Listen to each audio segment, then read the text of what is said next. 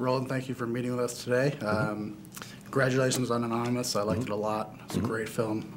My first question for you was regarding the controversial subject of the film. I wondered if you could talk a little bit about how hard it was to get the film made. Well, it was like kind of, there were several things, which were, like kind of obstacles, The first obstacle was I had never done a movie like that.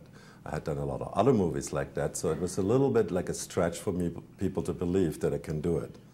The second was, it's a very controversial subject matter.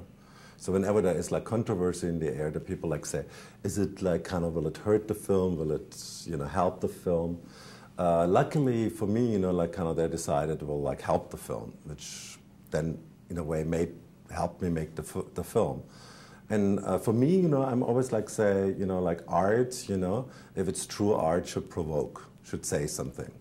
Otherwise, it's a little bit like what like Oxford says in my movie. It says, otherwise, it would be pure decoration. And I was just like kind of ready to kind of provoke. Going along with that, were there any people that refused to work on the film with you? Well, we had a little bit a problem, not much problem, but the only problem what we had, I had this idea that like a theater director directs all the theater, because I kind of thought it's like too much for me, and also I have no experience there. So I was looking for a young theater director with a lot of experience, and we kind of talked to 4 or 5 of them, and they all said no to us. Not like kind of because they didn't believe, in the subject matter. They kind of had, some of them had doubts too, but they were like kind of worried about working in England in the theaters, thing where there's like the Royal Shakespeare Company, the Shakespeare Burst Trust. There's a lot of people who would like kind of probably didn't give them any jobs anymore. So we found like actually a young director, Tamara Harvey, who did an amazing job, and she came like from the Globe. She worked under Mark Rylance, and Mark Rylance is very openly, like kind of, he was the artistic director of the Globe, and he's very open about, his doubts that like the Stratford man wrote this. That's interesting. You mentioned the Globe. I wanted to ask you about the production design. The Globe was constructed on the set. Is that correct? And wondered if you could just talk a little bit about the production design and the importance of the art department on this team. When you make a movie like this, do you have like kind of one major decision to be made? Are you doing everything on stage, or you go into relocation? Now there are not much relocation existing anymore. What like kind of brings then movies like Elizabeth, which is a great looking movie, but it's mostly shot in churches, and Elizabeth really didn't live in churches.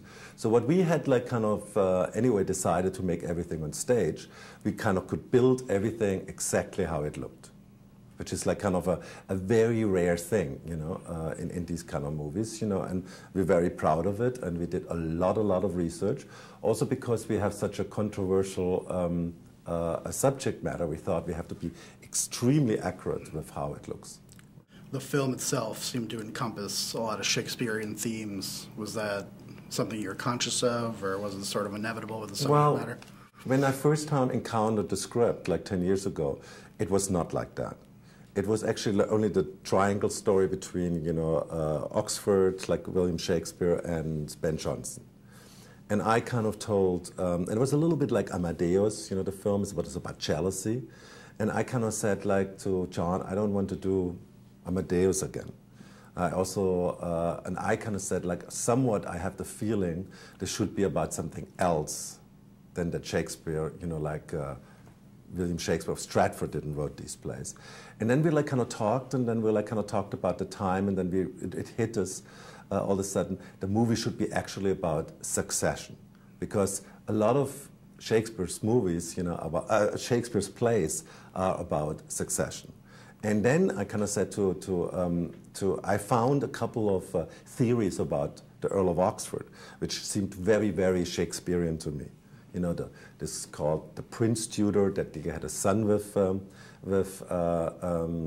We have Elizabeth, you know, this Earl of Southampton, and then even the baby Tudor theory, which is like the most fought over like theory, which would have meant incest. And there's all like kind of Shakespearean themes which are from Shakespearean plays. So I kind of said it's totally opportune to make the movie much more Shakespearean, and we were like kind of worked very hard in that. Great.